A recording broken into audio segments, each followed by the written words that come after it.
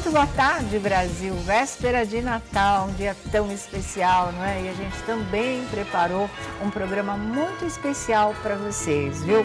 Olha, nosso convidado de hoje, ele é um grande artista, ele também é humorista, mas é cantor, inclusive. Tem mensagens lindas para passar para a gente, que tem tudo a ver com essa data de hoje. Com certeza você vai se emocionar bastante. E fora isso, tem também muitas coisas em relação aos artistas que ostentam na internet. Você vai saber quais são. E nem é aquela ostentação de maldade, não. É porque eles estão podendo de verdade, tá certo? Vamos girar, nós voltamos já já e a gente começa o nosso especial de Natal aqui no A Tarde é Sua.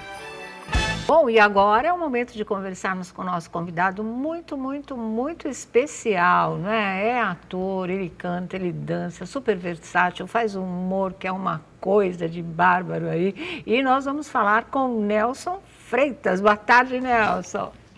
Boa tarde, Sônia. Prazer enorme estar aqui com vocês. E obrigado aí pela oportunidade. É um prazer enorme estar conversando com todo mundo, falando da vida e dessa doideira que a gente está vivendo nesse momento, né? É verdade mesmo, né? Nós estamos aqui com Vladimir Alves, Thiago Rocha, Felipe Campos, todos apostos para já começar a te fazer um montão de perguntas. Tá preparado? Tô preparado. Vamos então, nasci pronto. Vou começar com uma primeira pergunta, porque era uma coisa que eu não sabia. Você ter feito o colégio militar e ter ido para a Marinha Mercante. Você confirma isso? Menina, que loucura isso, né? Eu nasci em Mogi das Cruzes, São Paulo, né? Sim. Filho de professora, aquela batalha toda. E quando meu pai faleceu, um tio meu que era coronel do Exército me ofereceu essa oportunidade de estudar no Colégio Militar. Aí eu fui para o Colégio Militar de Salvador, depois para o Colégio Militar de Belo Horizonte. Caramba. Quando eu me formei, em vez de ir para a AMAN, Academia das Agulhas Negras, eu fui para a EFON, Escola de Formação de Oficiais de Marinha Mercante, no Rio de Janeiro. Deus. Aí me formei, viajei uns 3 anos até que eu realizei na minha cabeça que aquilo não era para mim. Né? Uma vida muito difícil, enfim, você saía de viagem, passava 1 mês, 2 meses fora e tal. E eu já tinha essa alma de artista, já queria em algum momento da minha vida dar vazão. Então, como eu havia colocado a farda, todo mundo ficou feliz, eu ganhei um dinheirinho na Marinha e falei, pronto, agora vai ser o momento de eu fazer o que eu quero e aproveitar essa encadernação para uma coisa que seja mais prazerosa para mim. Que bom, e aí né? Foi uma doideira. Eu comecei a estudar na PUC, fui fazer análise de sistemas na PUC. Nossa! Porque eu precisava de uma profissão em terra, eu não tinha como virar ator. Eu queria ser cantor, na verdade, né?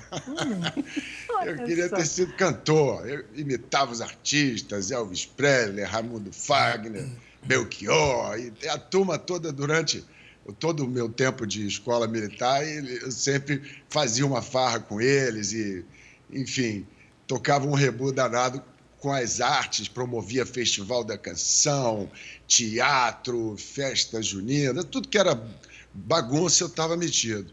Que bárbaro. E quando eu saí da Marinha, eu fui para a PUC, não é, fazer análise de sistemas, e no bandejão da PUC eu vi ali teatro para iniciantes no Planetário da Gávea. Você pode relembrar esse episódio aqui pra gente? Cara, isso foi muito louco, Eu acabei entrando num navio que ele foi feito na França, ele era moderníssimo, era da companhia Flumar, transportava produtos químicos, né? E eu era oficial de comunicações, eu já, como sempre, eu era um cara de comunicação. Hoje eu realizo muito mais isso, porque eu não me sinto nem um grande ator, nem um grande comediante, nem um grande bailarino, ou seja, o que for, cantor, né? Eu acho que o meu melhor é a comunicação, é conectar com as pessoas, é fazer algum tipo de ressonância, não é, com as pessoas, sejam 5 pessoas no elevador, 5.000 pessoas numa praça pública. Eu adoro isso. Então, eu fiz comunicações numa época em que a gente falava por telégrafo. eu era telegrafista. Gente! Né? Por código Morse. Imagina aquelas... Caraca, velho. Isso é muito louco. Eu tô muito velho, né? Tá bem conservado. Eu tô muito velho. A gente falava em código Morse. E aí a gente tinha, por exemplo, eu tinha que pegar no rádio, às vezes, um produto que estava chegando, o fluoxobutano, propeno, fenilil, e aí para passar aquilo, né, assim, no código Morse, até o cara da estação rádio ele já diminuía e falava assim: vem chumbo grosso aí, tá legal, prox, hidroxo, fenil, e você não podia errar na quantidade, porque claro. Né, você erra a quantidade de produto que vai entrar, onde é que vai acomodar isso no navio. Pois bem, aí um dos pilotos que estava embarcado comigo, eu sinto muito, esqueci o nome dele, mas a mulher, ele era radioamador, e a mulher dele ficou com a estação rádio na casa, e ele aí combinou com a mulher: olha, todas as 9 horas GMT, né, que era a hora de Greenwich, porque a gente ia mudando de horário, ia pulando os fusos, a gente tenta se conversar. Então, terminava o jantar, nós subimos a estação, subia aquele equipamento todo, moderníssimo, onde eu poderia, naquela estação rádio, fazer todas as frequências que eu quisesse. E aí eu montei lá a estação, a estação dele chamava-se Gaivota Amarela. E eu batizei a minha estação de Gaivota Malhada. Então, eu entrava com 3,5 kg de potência na frequência, porque era uma frequência de navio mercante, chamando Gaivota Amarela, copia Gaivota Malhada, câmbio, e a gente não conseguia se falar. Até que um cara em São Paulo fez uma ponte, e a gente falava com ela, ele me mandava: te amo, amor, também te amo. Ela está dizendo que te amo, então manda um beijo para ela, está mandando um beijo. E assim foi. E como eu gostei da brincadeira, todo dia depois do jantar eu subia, montava a minha estação e estava subindo. Passamos pelo Natal, entramos pelo Caribe, Jamaica, Costa Rica, e eu ali brincando toda noite de fazer aquele rádio ali, coisa e tal. Um belo dia, eu estava fazendo uma rodinha com o pessoal em Minas, Patos de Minas, Coronel Fabriciano, Ipatinga, o sinal estava abertíssimo para lá, e eu estava exatamente no meio do Oceano Atlântico, indo para o Canadá, indo para Quebec. E aí eu escuto uma estação chamada Gaivota. Toda vez que eu estou passando a bola, porque como eu estava com um sinal muito grande, eu passava a bola, voltava para mim. Passava a bola para fulano, voltava para mim. E aí ele chamava: Gaivota Malhada, copia Mauritânia, câmbio. E eu passava para outro. Bom, era 11 horas da noite, falei, já estava na hora de dormir. Toda hora que eu passava a bola, entrava: Gaivota Malhada, copia Mauritânia. Na última ele disse assim: Gaivota Malhada, copia Mauritânia, pelo amor de Deus. Eu falei: pô, ninguém fala pelo amor de Deus no rádio. Isso não existe. Falei: peraí que tem coisa aqui. Levantei, eu já estava no stand-by, levantei a estação toda de novo e falei: Mauritânia, Gaivota Malhada, copia o alto e forte, você tem nessa roda fulano, ciclano, todo mundo de Minas, todo mundo de Patinga, de Timóteo, Coronel Fabriciano, aquela área ali toda, da Acesita. E, cara, eram 5 engenheiros de uma empresa brasileira, não vou dizer o nome aqui que não precisa, mas uma empresa brasileira que estava construindo uma estrada de ferro no meio da selva da Mauritânia, na África. Eles só recebiam comunicação, assim, tipo, uma vez por semana vinha provisão, vinha comida, vinha material de helicóptero. Era uma operação dos infernos. Eles já estavam há meses no meio da floresta, abrindo a estrada de ferro. Cara, foi uma coisa louca, porque a roda silenciou. Um cara que tinha o Monday lá em Timóteo, em Patinga, ele conseguiu ligar para todas as esposas. Eu mandava notícia, o cara falava com ela, falava para mim no meio do Oceano Atlântico, eu do meio do Oceano Atlântico, falava com o cara lá. E era uma loucura, tipo, ela dizia assim: Paulinho quebrou a perna, mas já tá legal, tá usando gesso. Paulinho quebrou a perna, tá usando gesso. Paulinho quebrou a perna, meu Deus, como é que foi isso aconteceu? Meu Deus, como é que isso aconteceu? Meu Deus, como é que isso aconteceu? Então ficou... Foi uma loucura. Nós ficamos umas 2 horas ali e eu consegui falar com todas as famílias. Eu não sei, hoje em dia, se alguém vai se lembrar de ter recebido uma ligação no meio da noite de um sujeito, né, tentando fazer a comunicação das famílias. Eu sei, meninos, que quando eu desliguei a estação, que eu olhei assim na vigia, navio não tem janela, é vigia, né? Eu vi o meu reflexo e eu falei, caraca, que negócio legal que tu fez, brother. Tava mega orgulhoso de mim, né, Mas cara? claro, lindo isso, nossa. Tava mega orgulhoso. Aí, cara, eu não tinha desligado a estação, entra um outro cara, dizendo assim, gaivota malhada, aqui é fulano de tal da estação tal. Eu sou superintendente do Dentel, que era o sistema que regulava a comunicação via rádio, e disse, eu já estou te acompanhando há 5 dias. Eu sei que você não é um veleiro, porque você não teria condição de andar nessa velocidade que você está andando. Eu sei que você é um móvel marítimo e eu já estava quase descobrindo qual era a sua embarcação. Mas depois dessa aula de rádio que você deu, essa prestação de serviço, eu vou deixar você seguir a sua viagem tranquila. Olha que legal. Olha que legal, gente. Que linda essa história. Muito bem lembrada. É uma história interessante. E a comunicação sempre presente, né? Claro, fundamental. Sempre. Né? Esse contato humano, essa coisa bonita. Tiago Sempre Rocha. presente. Olha, Nelson, um prazer falar contigo e vou falar assim, a primeira vez que eu vi você na televisão não era Nelson, era Fernando e Carolina. Meu Há Deus. muito tempo atrás, você foi funcionário do Silvio Santos.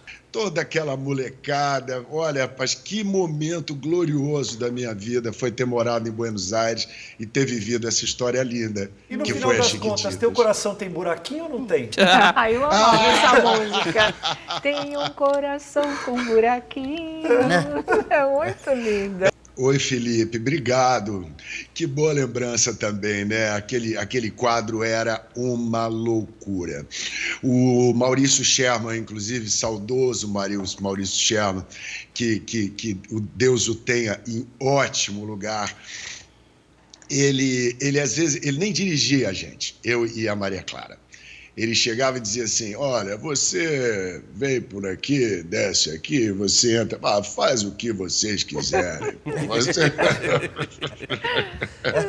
E teve uma outra também, quando eu fiz o personagem Carretel, e que eu chamei Fabiana Carla para contracenar comigo, que era uma fofa, mas ela estava começando, ainda não tinha nenhum personagem ainda, mas eu sacava que ela era boa. Um belo dia eu inventei um personagem do Carretel, botei uma dentadura e tal, e fiz aquela coisa de falar enrolado, vai dar uma talagada, descer na frente de São Cristóvão, eita miséria, que era aquela coisa toda. E quando nós apresentamos para o Maurício Sherman, eu falava e ela traduzia, a gente tinha essa dupla, o Maurício, eu falei para ele, e aí Maurício, tá aprovado? Ele falou, quem sou eu para te aprovar uma dessa? Pode botar quarta-feira.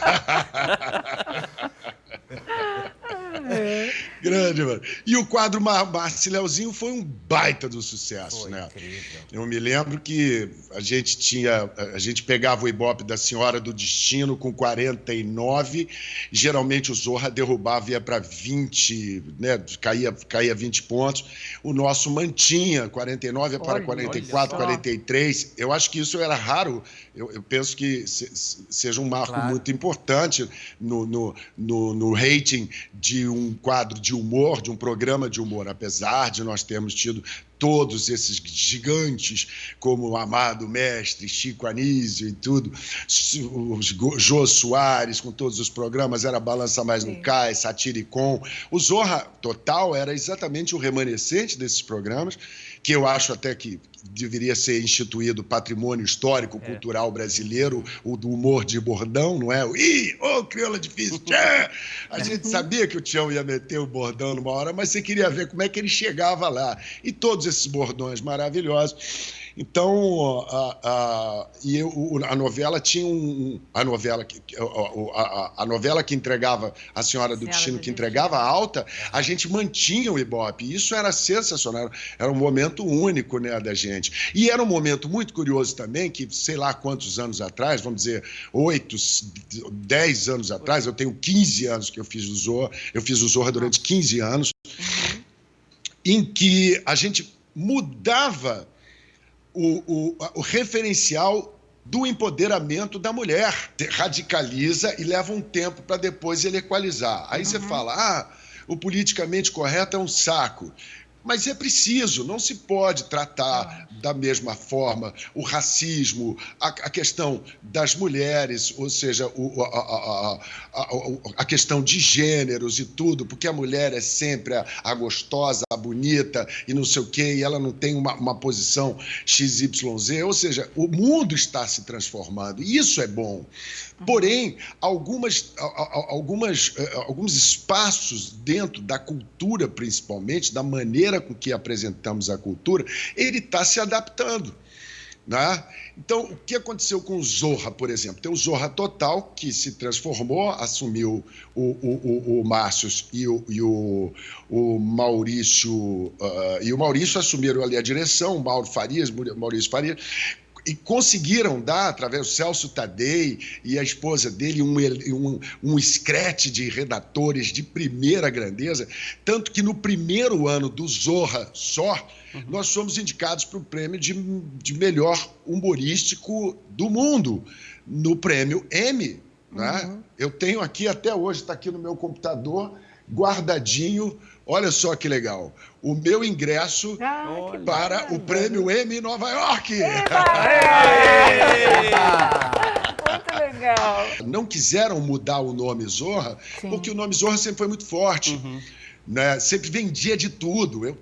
Toda vez que eu viajava, fazer meus shows por aí, a primeira coisa que eu fazia quando chegava na cidade era ligar para a TV Globo local. E procurava o pessoal do financeiro, e o que vocês estão precisando, o que eu posso fazer. Eles sempre me ajudavam em mais chamadas, e era unânime em todo mundo dizer, olha, Nelson, o Zorra, eu vendo tudo. Teve um diretor financeiro que uma vez falou assim, me mostrou uma lista de 40 anunciantes numa fila para entrar, para anunciar no Zorra, só que não tinha um espaço comercial. Ou seja, o programa era popular, o programa era infantil, não era infantil, ele tinha uma inocência muito grande e ele sempre vendeu de tudo, né? Sempre teve uma facilidade dentro do mercado, porque a televisão, o rádio, tudo, nós dependemos do anúncio. Sempre foi assim e sempre vai ser. Sim, oferecimento... Né? Da pasta de dente Colinos. Isso é sempre para quem é velho, né? Sabonete Gessi. Essas marcas a gente pode falar que não existe mais, né? Exatamente. Então era isso que fazia, né? Era isso que já fez. Aí quando a gente resolveu mudar o programa, quando os meninos tiveram essa ideia de modernizar o Zorra, eles pediram para a gente manter o nome Zorra, porque poderia ser outro nome qualquer. Sim. E até hoje muita gente diz, eu não vejo Zorra Total. Mas não é mais Total, é outro programa, né? E então muitas coisas foram mudando. A gente teve enfim, país de cabeça para baixo. A política entrando demais no humor, são piadas prontas, praticamente, né? Então, agora, eu não sei, eu já falei isso numa entrevista outro dia, eu não sei se o programa está acabando, ele está sofrendo transformações. Todo o quadro a TV Globo, todas as empresas estão mudando. O mundo está mudando. Olha nós aqui. Exatamente. Eu fazendo aqui dentro da minha casa, entendeu? Do quarto da minha filha, que eu peguei, montei um fundo, mandei um pequeno estúdio aqui, com um ring light, com um microfone, bonito, aí tem viu, microfone. Ficou legal, né? Uma luz legal atrás. Agora... Oi, diga. Não, pode falar, prossegue seu raciocínio. Não, era isso mesmo. Eu digo que a mudança ela está na nossa porta. A era de Aquário está metendo o pé na nossa porta. Verdade. E tudo está mudando. E a gente precisa mudar. Nós precisamos entender essa transformação que está acontecendo. Não é? Junto à TV aberta, o streaming entrando com uma força danada, as pessoas procurando produtos. Você vê, de 25 anos para baixo, são raras as pessoas que assistem à TV aberta, não é? Eles usam muito o YouTube, eles usam muito de ver séries, eles têm uma programação, são jogos, e nós precisamos entender como é que nós vamos lidar com essa nova geração. Nelson, e isso é uma preocupação. Oi. Mas, Nelson, você não acredita, assim, por exemplo, o Zorra, que sempre teve essa pegada de esquete, esse humor mais pastelão, realmente, como você mesmo falou, que vocês pegavam da Senhora do Destino com um alto índice de audiência, e de repente vem num formato, aquela novelinha chata, enfim. Você não acha que isso ainda burocratiza ainda mais esse humor que já está se perdendo no país? Eu concordo com você. Eu acho que esse humor, ele não pode sair das nossas vidas. As pessoas adoram isso. A gente aprendeu a gostar disso. Balança, mas não cai. Faça humor, não faça guerra. Planeta dos Homens. Chicos, todos os Chicos, Cites e Totais, não é? Enfim, tem o Vivo Gordo, e com um elenco maravilhoso. Era esse humor de bordão, entendeu? Sabe, que funcionava pra caramba. Tantos os bordões que eram da rua, vieram pra televisão e Sim, se e do rádio multiplicavam. também, né? Do rádio E no também. rádio, Sim. poxa, no rádio, a própria escolinha do professor Raimundo. Você vê como é que é a audiência da escolinha do professor Raimundo. Todos. Esse é um programa de E a humor Praça de é bordão. Nossa, a Praça é Nossa está aí até hoje. É um A Praça é sucesso Nossa está aí danado. até hoje. É um humor É. popularíssimo mesmo, né? Eu, particularmente, acho que nós não deveríamos virar as costas para esse modelo, na verdade, de humor, de programa, dessa coisa popular e que eu gosto tanto, né? Mas são aquilo que eu te falei, as transformações elas vão acontecendo e a gente precisa ficar antenado. Eu, por exemplo, o que a gente faz quando entra o planeta numa loucura dessa de Covid, de contaminação e enfim, quarentena? Imagina, fechou tudo. Eu estou sem pisar num palco há praticamente 10 meses. Que loucura. Aí, no primeiro mês, aquela loucura, todo mundo em casa, a gente vendo os bichos saindo da floresta para dentro dos centros urbanos, aquilo era maravilhoso, o mar ficando bonito, as coisas, assim, o ar melhorando e tudo mais, mas o planeta parado. E aí, em vez de trazer um infectologista, um outro ator, um jogador de futebol, tantos amigos nossos, eu convidava o público, os seguidores, legal, os fãs, para dividir a tela comigo e conversar. E foi muito bacana, porque a gente não falava de doença, não falava de política, só de coisa boa, de poesia, de música. Eu cantava umas músicas, as pessoas às vezes apareciam lá da Rondônia, dizendo: não acredito que eu estou aqui com você. Eu digo: ô, minha linda, vem para cá, como é que está a sua vida? Me conta. Foi coisas assim incríveis que rolaram durante esses 4 meses e tal. Agora eu dei uma parada nessa live e tô com um canal no YouTube, finalmente. Que maravilha! O Nelson Freitas, um canal do Nelson Freitas, onde eu estou procurando ali um caminho, não é? Não tenho como competir com esses meninos maravilhosos todos que brilham por aí, não é? No YouTube há tanto tempo, eu não sou nenhum youtuber, nem nada, mas eu canto uma música, depois eu conto a história daquela música, quem quiser dar uma procurada, tem que ter atenção, porque tem um Nelson Freitas, angolano, e ele é um sucesso, ele é um cantor angolano, e ele é um sucesso nos países de língua portuguesa, não só nas colônias, mas agora ele está cantando inglês, acho que está morando na Inglaterra, e foi muito engraçado, porque uma vez o Gazola, meu compadre, foi fazer o Miss Angola, foi júri do Miss Angola, e ele era um dos que vai se apresentar. E ele procurou lá o Nelson e falou: ô, cara, você não sabe, eu sou amigo, irmão de um cara no Brasil que tem o mesmo nome que você. Ele disse: eu conheço esse filho da mãe, como é que pode ter o mesmo nome que eu, pá? E ele era brabo comigo. Falei: mas ele é mais velho do que você. Mas não pode. Mas ele também é ator há muito mais tempo que você. Mas não se faz uma coisa dessa, ele tem que mudar o nome dele. E eu não sei porque ele não veio para o Brasil ainda. Talvez por conta disso, que tem um Nelson Freitas muito forte. É bom que aqui, ele não é? veio, né? Se ele te pega pela frente. Mas eu estou pensando em lançar um coup d'etat. que é convidar ele, um coup d'etat, um golpe de pescoço, que é convidar o Nelson Freitas para vir fazer um show no Brasil e a gente dividir o palco e fazer Nelson Freitas em dose dupla. Não é legal? Legal, ótima ideia. Eu ajudo ele e ele me ajuda. Com certeza, né? Diga. Eu queria perguntar para você, Nelson, porque assim, 18 anos numa empresa, a gente acha que vai continuar 19, 20, 30, 40. Você fala, bom, aqui me acertei, minha casa. Quando é que chega aquele momento que fala assim, Nelson, olha, nós achamos que você é maravilhoso, mas não prosseguiremos com o contrato. Bate um mal-estar, você fala, o que vai acontecer comigo? Dá um medo, um frio na barriga. Como é que rolou isso para você? Eu estava pensando nisso, quando você estava falando tanto do Zorra, com tanto entusiasmo, né? Tanta saudade, é uma coisa tão presente para você. Depois fiz O Tempo Não Para, onde fizemos ali com a crise, o celular, e uns antagonistas, o Nicolas Pratt, que era meu filho, menino de ouro. Era uma novela muito gostosa. Fez Malhação e depois também, fiz uma né? coisa, isso, teve uma participação boa em Malhação que a gente fez durante 5 meses. Enfim, o fato da gente sair de uma empresa depois de tanto tempo, a gente tem que entender que o mundo está mudando, entendeu?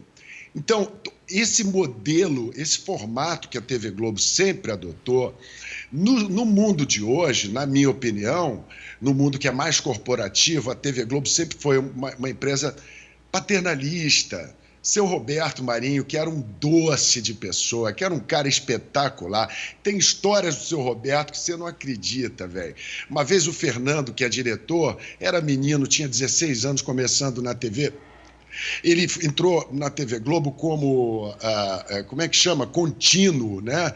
E ele tinha 16 anos, uma vez ele estava lá na Vênus Platinada, no Jardim Botânico, e ele entrou com aquele monte de papel no elevador que estava aberto, o segurança parou ele e falou assim, se ele pode sair, esse elevador é do Dr. Roberto, e ele está chegando aí. Ele falou, tudo bem, pegou aqueles papéis todos e saiu. Quando ele estava saindo, o Dr. Roberto estava entrando.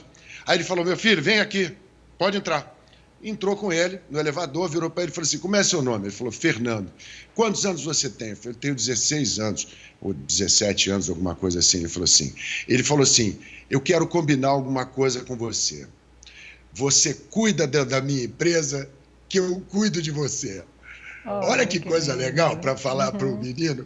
E o Fernando hoje é diretor e é um cara legal pra caramba. Ou seja, o senhor Roberto tinha umas coisas. Tem outra passagem do senhor Roberto maravilhosa no jornal também, que ele ligou para lá, reza a lenda, né? Que ele ligava no jornal de vez em quando para dar uma incerta. Um dia ele ligou lá na redação, atendeu um cara lá no setor de esportes, o doutor Roberto. Meu filho, eu queria saber quanto é que foi o Bangu e o Botafogo. Ele falou, pelo amor de Deus, eu estou fechando a redação, estamos fechando a coisa. Você compra o jornal, ora, faça o favor, não vem me encher o saco, estamos fechando aqui o negócio. Ele falou assim, meu filho, você sabe quem é que está falando aqui? O cara falou, não sei. Ele disse, é o doutor Roberto Marinho. Ele disse, e você sabe quem é que está falando aqui? O doutor Roberto disse, não. Ele disse, graças a Deus. Lendas. Bom. Você tem essa compreensão da mudança do mundo? Você já tinha isso? Você passou a pensar nisso depois que saiu da emissora? Eu já sabia que isso ia acontecer. Em dezembro nós já tínhamos conversado, porque eu, enfim, precisava me organizar, já estou com quase 60 anos, eu precisava saber. Eu sabia que a empresa, estava se remodelando. Às vezes é difícil você... Quem foi mantido pela empresa é porque estava no ar em algum produto, então mantém assim. Isso não... limita a minha participação ou de todas as outras pessoas que estão sendo revistos os seus contratos. Então, não tem mágoa, não tem sofrimento, não tem angústia. Claro que você fala assim, puxa vida, caramba, e agora, José? Então, para te falar a verdade, depois que eu soube que eu já não estaria mais contratado, eu nunca trabalhei tanto. Que bom! Que maravilha! Eu não parei de trabalhar. Eu estou com 5 filmes para fazer, estou desenvolvendo uma série, estou com um espetáculo novo para estrear, estou com, tanta coisa, tantas ideias. que estão rolando, projetos meus pessoais que eu não tinha tempo de cuidar na época, ou porque você estava com um contrato, por exemplo, estar aqui no programa de vocês, por exemplo. Como é que tu pescou essa, bicho? Vou te contar. Foi um negócio assim, muito sério. Logo no minha primeira imagem, eu vinha de mulher, né? Eu estava fugindo da polícia, ou sei lá de quem, eu estava saindo do Brasil disfarçado de mulher. E era engraçado porque enquanto eu estava me maquiando, o Nicolas estava também, mas ele não olhava para mim. E ele tinha muita bronca, a personagem dele tinha muita bronca, porque eu sumi do mundo, deixei ele pequeno e tudo mais. Quando a gente gravou a primeira vez, foi de uma intenção tão profunda e toda a novela, durante toda a novela, eu saía do estúdio e indo em direção ao carro, eu tinha uma crise de choro.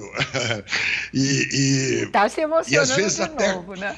E às vezes até com o Nicolas, abraçado ao Nicolas, entendeu? E dizendo assim, eu tô vendo mais ou menos a minha situação quando criança, de não ter podido contar com o meu pai e minha mãe ter assumido a guerra toda. Depois ela casou de novo com um japonês chamado Akira Matsutani, que era o último dos samurais e que nos cuidou a vida toda. Então, eu tive essa referência paterna muito bacana com ele. Mas a novela realmente mexeu muito comigo. E a gente não se toca que, às vezes, a gente precisa de ter um acompanhamento psicoterapêutico para servir a determinados papéis, não é?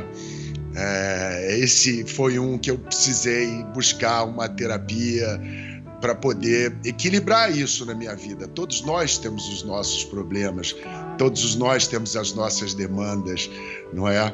Então, esse foi mais um desafio. A vida imita a arte e foi um momento e tanto. Foi legal. Aí você fez ele chorar, tá vendo? Tá vendo, Vlad? Tá vendo? É uma mistura. Não era para muito fazer ele louca. chorar, ele é nosso convidado, Vladimir. Sim, mas são coisas que acontecem Não era pra ele ficar na triste. ficção e na realidade. Ele, longe do pai, precisou fazer até terapia para poder superar tudo isso. Aí ele chega lá, ele é o pai dele. Você Eu era enlouquece, meu pai. não é? E outra, o Nivaldo era o pai ausente. Era o pai ausente. E contracenar com o Nicolas foi um presentão. O Nicolas é um ator, ótimo, mas demais, mas ele era demais.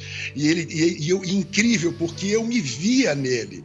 Quando eu comecei a minha carreira assim como ator, tentando buscar e tentando ir, sem tá muito preso ao texto, sabe? Teve um dia que eu não tinha dado a minha fala direito, entende? E nós estávamos ali num embate e como eu tinha dado uma fala errada, um movimento errado, eu falei assim, no meio da cena eu falei assim, vamos começar de novo. Ele, não vamos não! Não vamos começar de novo não! Você até... E eu fui olhando para aquele cara, eu falei assim, caraca, Cresceu. Gigante, moleque, gigante. Então é um barato isso, porque você tá na sua personagem, ao mesmo tempo você tá na sua pessoa, você tá entendendo o que o cara tá, pro caminho que ele tá. E, enfim, foram momentos assim incríveis. Eu tenho muito a agradecer a minha profissão, a minha vida, as minhas escolhas. Como você disse, Sônia, muito carinhosamente, é muito corajoso você mudar o rumo da prosa, você deixar alguma coisa, escolher um outro caminho, porque todo caminho tem toda escolha tem uma perda. Sim. Então, eu escolher ser ator e trabalhar com isso, encarnar tantas personagens distintas e numa vida que, como diz o Charlie Chaplin, ela não tem ensaio, não dá para ficar ensaiando, a vida é uma só. Então, mete bronca, faz o que você tem que fazer. E outra frase dele maravilhosa também, um dia sem uma gargalhada é um dia perdido. Eu também acho isso lindo, viu? Fala. Não, deixou Poxa, todo que mundo... bacana. Você deixou Isso todo aqui mundo... ficou paralisado, Nelson. Sem contar que a novela foi um primor, né? Foi um O Tempo primor. Não Para Foi, era uma novela foi de uma muito delicadeza. Por conta dessa pandemia, poderiam até reprisar, porque conquistou adultos e crianças.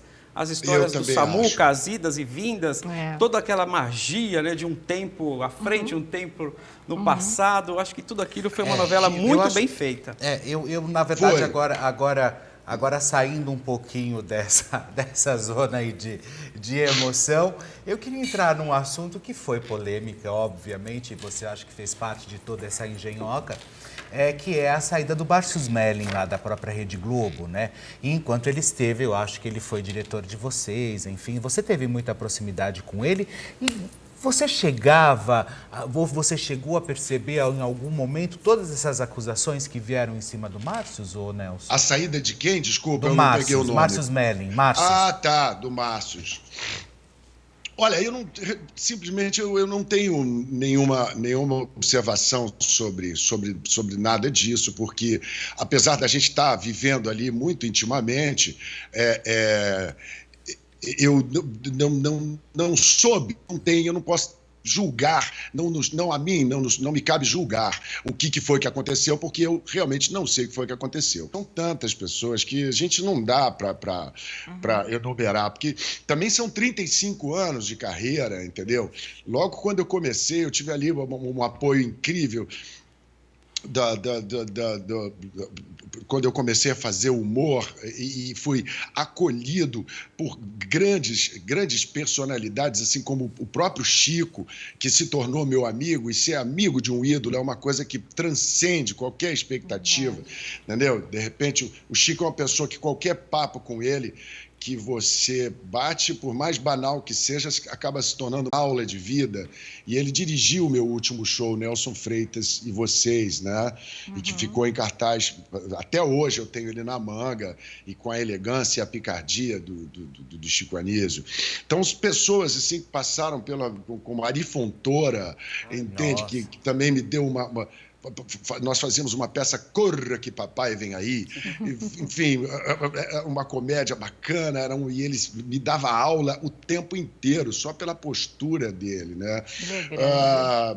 E aí a vida foi, eu trabalhei na Manchete, imagina, nós fizemos ali uma novela chamada Tocaia Grande, com a Giovanna Antonelli, o Dalton Vig, Thaís Araújo começando, menina, e enfim, foram tantos trabalhos que eu fui fazendo, depois veio na TV Globo, o humor, essa quantidade imensa de pessoas, Fabiana Carla, amor da minha vida, Maria Clara Gueiros, Flávia Monteiro, que fizemos ali um par romântico maravilhoso de Chiquititas, e somos amigos até hoje, e não tenho espaço assim no meu coração para agradecer a todas essas pessoas que contribuíram. Nós não entendemos muito bem a fé e achamos que ela está ligada simplesmente às religiões, e a fé ela é muito posterior à religião. O que acontece com o nosso corpo quando a gente acredita realmente em alguma coisa que não existe em lugar algum, a não ser na sua cabeça, não é?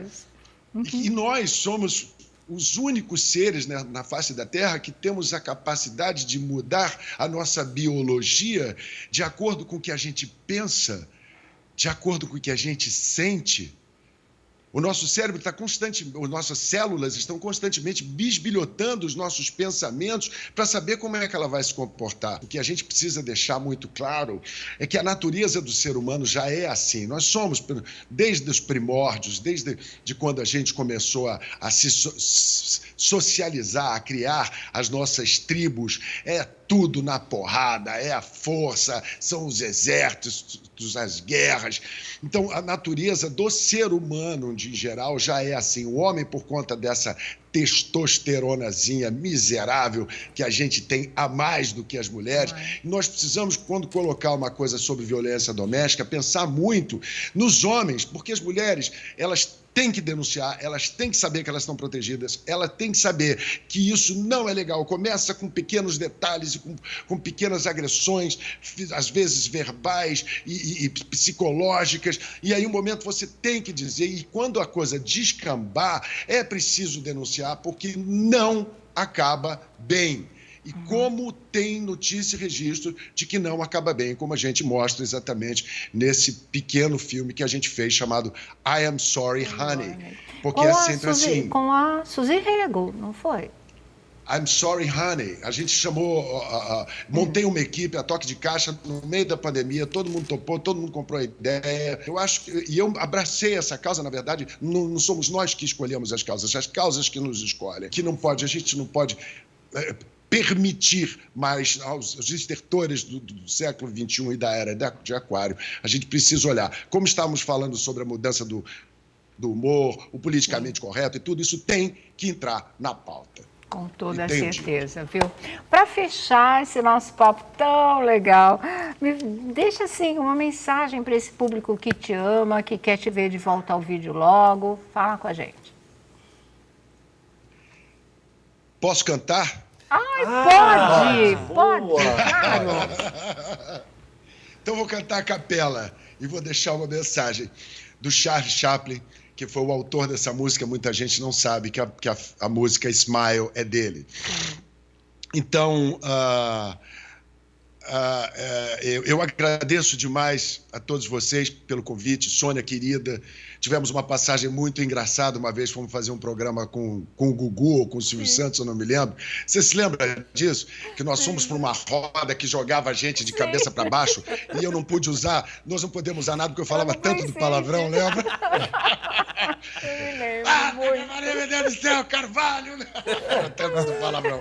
Sônia, querida, há tantos anos estamos aqui, estamos de pé, estamos comunicando e trazendo um pouco de alegria, não é, para as pessoas em momentos tão difíceis como esse. Então, agradeço a todos vocês, ao Felipe, o Tiago, o Vladimir, e de terem me dado essa oportunidade de passar essa tarde tão gostosa.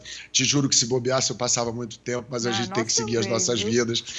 E eu deixo essa mensagem positiva para vocês, que é a música Smile, do Charlie Chaplin, e que ela diz assim: Smile. Vamos com música ou vou sem música? Tá aqui o meu coisa me perguntando, né? Vamos ver se entra aí, eu canto com a música, com a basezinha. Sim.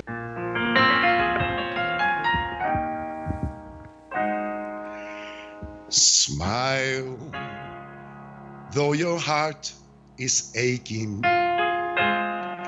Smile, even though it's breaking. And there are clouds in the sky. You get by if you smile to your tears and sorrow. Smile, and maybe tomorrow you see the sun come shining through for you. Light up your face with gladness. Hide every trace of sadness. Although a tear may be ever so near, that's the time you must keep on trying. Smile, what the use of crying? You see the life is still worthwhile if you just smile. Smile. E olha, são os nossos aplausos de pé para você, Nelson. E muito, muito, muito obrigada. Um beijo enorme para vocês. Muito obrigado por essa oportunidade de estar aqui numa outra emissora depois de tanto tempo e com pessoas tão adoráveis como vocês. Um beijo enorme e até a próxima. Até a próxima. Um beijo, Sucesso. querido. Tchau, querido. Sucesso. Até. Valeu. Olha, agora esse recado da Carla Prata, direto do pátio da Rede TV, mostrando em detalhes a BMW que sai hoje, presentaço de Natal. Vamos direto ver agora.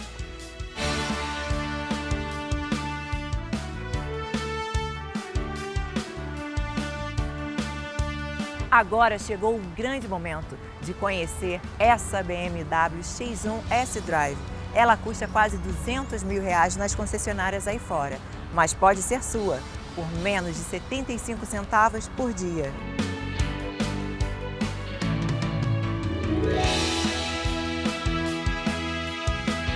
É o presente de Natal da Rede TV para quem participa aqui dos sorteios do Festival de Prêmios Realizando Sonhos. E para concorrer, você já sabe, né?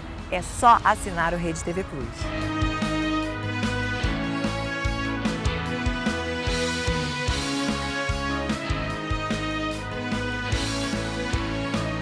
E já que eu sei que você não vai perder essa oportunidade, vamos dar uma olhada nessa máquina de perto?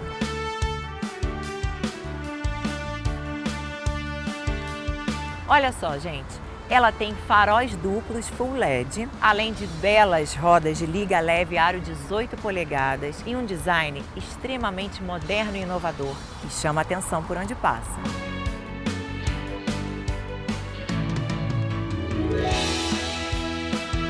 Mas tem mais. Por dentro, a potência e o charme também caminham juntos.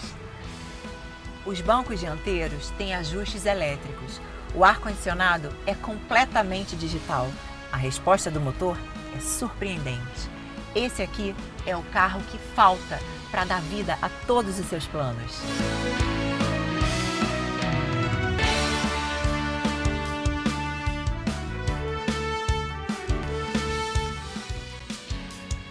Lindo, né? Bom, olha, vamos fazer o seguinte, girar e a gente volta já já. Bom, gente, vamos chegando ao final do nosso programa de hoje. Eu quero desejar para vocês uma feliz véspera de Natal, né? Que o Natal chegue trazendo muita paz, muita união para todo mundo, reforçando a nossa fé para poder superar esses momentos tão difíceis que a gente vem passando nesse ano de 2020. Mas vai dar certo, se Deus quiser. Então fique bem juntinho de quem você ama, faça a sua oração, se confraternize de verdade e vamos que amanhã tem mais, tá? Feliz Natal! Super beijo. Tchau, gente.